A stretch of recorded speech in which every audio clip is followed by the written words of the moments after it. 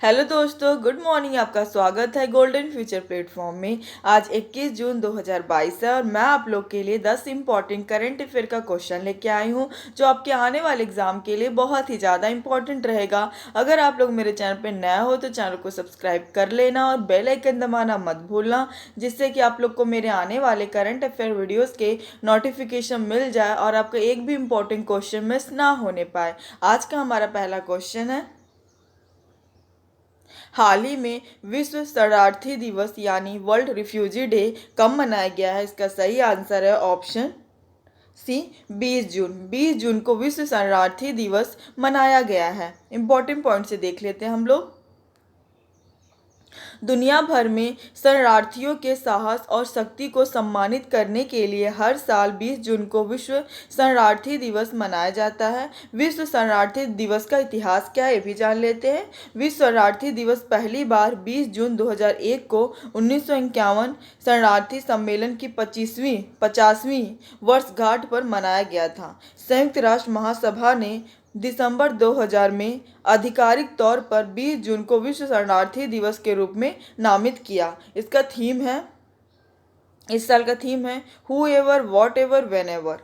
हमारा अगला क्वेश्चन है, हाल ही में किस योजना के तहत भारत की पहली निजी ट्रेन सेवा को हरी झंडी दिखाई गई है? इसका सही आंसर है ऑप्शन ए, भारत गौरव योजना के तहत भारत की पहली निजी ट्रेन सेवा को हरी झंडी दिखाई गई है। इंपॉर्टेंट पॉइंट से देख लेते हैं हम लोग।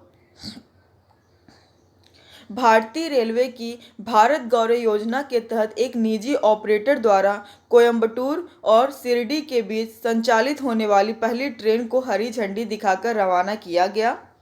भारतीय रेलवे ने थीम आधारित भारत गौरव ट्रेन का संचालन नवंबर 2021 में शुरू किया था। इस थीम का उद्देश्य भारत गौरव ट्रेनों के माध्यम से भारत और दुनिया के लोगों को भारत के समृद्ध सांस्कृतिक विरासत और शानदार ऐतिहासिक स्थानों का प्रदर्शन करना है।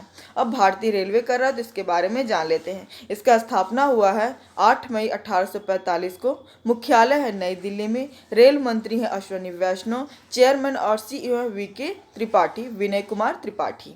हमारा अगला क्वेश्चन है, हाल ही में इलेक्ट्रिकल व्हीकल अपनाने में तेजी लाने के लिए जीओबीपी किसके साथ समझौता किया है? इसका सही आंसर है ऑप्शन ए, जोमैटो।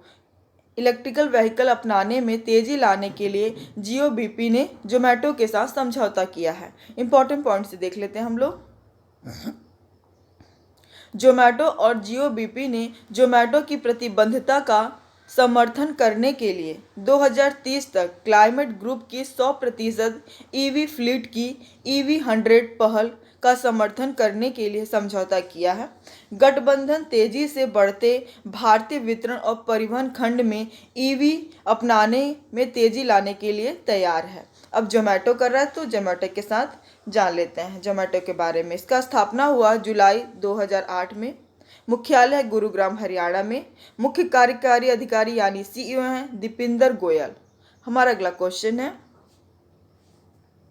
हाल ही में माइक्रो फाइनेंस लोन के बकाया पोर्टफोलियो में कौन सा राज्य शीर्ष स्थान पर पहुंच गया है? इसका सही आंसर है ऑप्शन डी, तमिलनाडु। तमिलनाडु राज्य माइक्रो फाइनेंस लोन के बकाया पोर्टफोलियो में शीर्ष राज्य पर पहुंच गया है।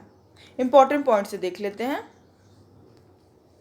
माइक्रो फाइनेंस ऋणों के बकाया पोर्टफोलियो के मामले में तमिलनाडु ने पश्चिम बंगाल को सबसे बड़े राज्य के रूप में विस्थापित किया है। अब तमिलनाडु ने किया तो तमिलनाडु के बारे में जानेंगे।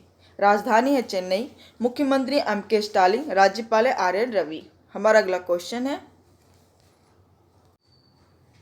हाल ही में किस देश के पश्चिमी तट पर दुनिया के सबसे बड़े जीवित पौधों को खोजा गया है? इसका सही आंसर है ऑप्शन सी, ऑस्ट्रेलिया। ऑस्ट्रेलिया देश के पश्चिमी तट पर दुनिया के सबसे बड़े जीवित पौधे की खोज की गई है। इंपॉर्टेंट पॉइंट से देख लेते हैं हम लोग।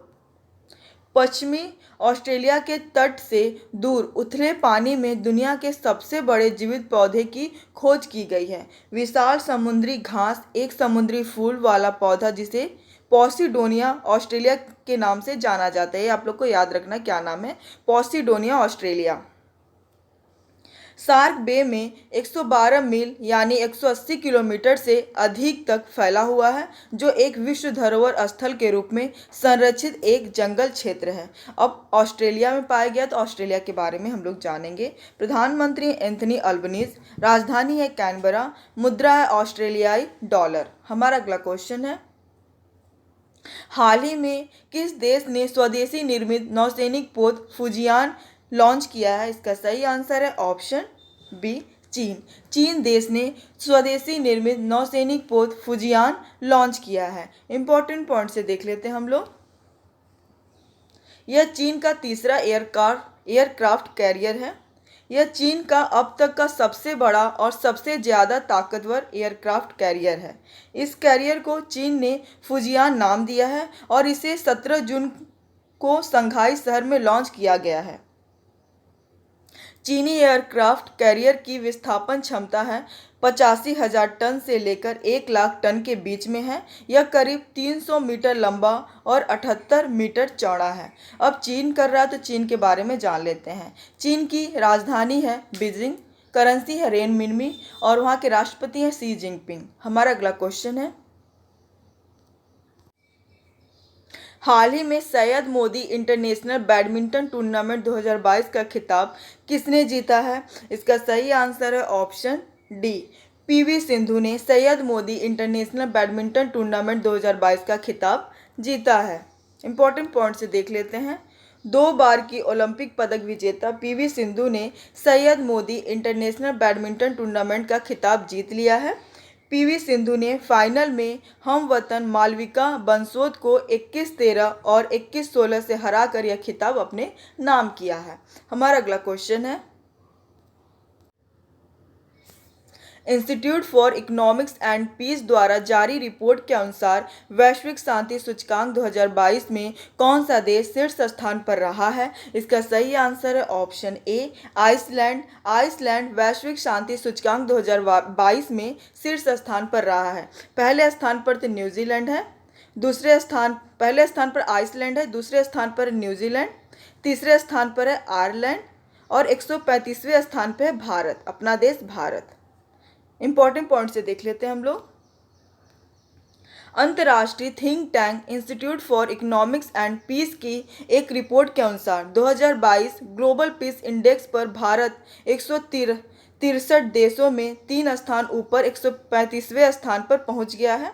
घरेलू और अंतर्राष्ट्रीय संघर्ष, समाज में सुरक्षा और सैन्यीकरण की डिग्री सहित 23 मापदंडों के आधार पर देशों का मूल्यांकन किया जाता है। सूचकांक में पाकिस्तान 147वें स्थान पर है। हमारा अगला क्वेश्चन है, हाल ही में किस दूरसंचार कंपनी ने मेटावर्स में भारत का पहला मल्टीप्लेक्स लॉन्च किया है? इसका सही आंसर है option A, Bharti Airtel limited ने मेटावर्स में भारत का पहला मल्टीप्लेक्स लॉन्च किया है। इंपॉर्टेंट पॉइंट से देख लेते हैं हम लोग। भारती एयरटेल ने मेटावर्स में एंट्री की है। कंपनी पार्टी नाइट कहे जाने वाले एक मेटावर्स में 20 स्क्रीन वाला मल्टीप्लेक्स लॉन्च किया है। इस वर्चुअल थिएटर को एक्स स्ट्रीम कहा जाएगा और इसमें विभिन्न OTT चैनल्स का कंटेंट होगा। यह सर्विस फ्री ट्रायल के लिए उपलब्ध होगी, जिसमें किसी OTT सीरीज का पहला एपिसोड या क्षेत्रीय भाषा की फिल्मों के कुछ हिस्से दिखाए जा सकते हैं। अब भारती एयरटेल लिमिटेड ने किया, तो इसके बारे में जान लेते हैं। इसका स्थापना हुआ 7 जुलाई 1995 को। मुख्यालय है नई दिल्ली में। चेयरमैन है सुनील भारती मित्तल। MD और CEO है गोपाल विट्टल। हमारा अगला क्वेश्चन है और आखिरी क्वेश्चन है,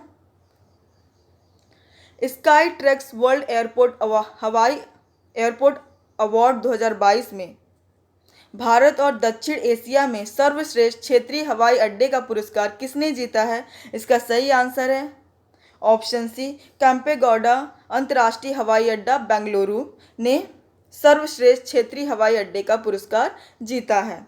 इंपॉर्टेंट पॉइंट से देख लेते हैं हम लोग। बेंगलुरु के कैंपेगौड़ा अंतर्राष्ट्रीय हवाई अड्डे ने 2022 स्काई ट्रैक्स वर्ल्ड एयरपोर्ट पुरस्कारों में भारत और दक्षिण एशिया के सर्वश्रेष्ठ क्षेत्रीय हवाई अड्डे का खिताब जीता है। यह पुरस्कार वैश्विक स्तर पर किए गए सर्वेक्षण में यात्रियों की प्रतिक्रिया पर आधारित है। इस सर्वेक्षण में आगमन, स्थानांतरण, सुरक्षा, आप्रवासन और प्रस्थान द्वार पर अलग अलग व्यवस्थाओं के बारे में उपयोगकर्ताओं का अनुभव पूछा गया था। बेंगलुरु हवाई अड्डे ने इस साल की शुरुआत में विंग्स इंडिया अवार्ड्स में सर्वश्रेष्ठ हवाई अड्डा और विमानन नवाचार पुरस्कार भी जीता था। कल का जवाब है, हाल ही में किस राज्य के मुख्यमंत्री ने एनम अच्युतम योजना की शुरुआत की है? इसका सही आंसर है ऑप्शन डी, तमिलनाडु। तमिलनाडु राज्य के मुख्यमंत्री एम.के. स्टालिन ने एनम अच्युतम योजना की शुरुआत की है। आज का सवाल है, हाल ही में बांस में रहने वाले चमगादड़ की नई प्रजाति कहाँ मिली है? इसका सही आंसर आप लोग कमेंट बॉक्स में दीजिएगा। आज के लिए बस इतना ही। मेरे YouTube चैनल से बने रहिए और इसे सब्सक्राइब करना और बेल आइकन दबाना मत भूलिए। Thank you for watching.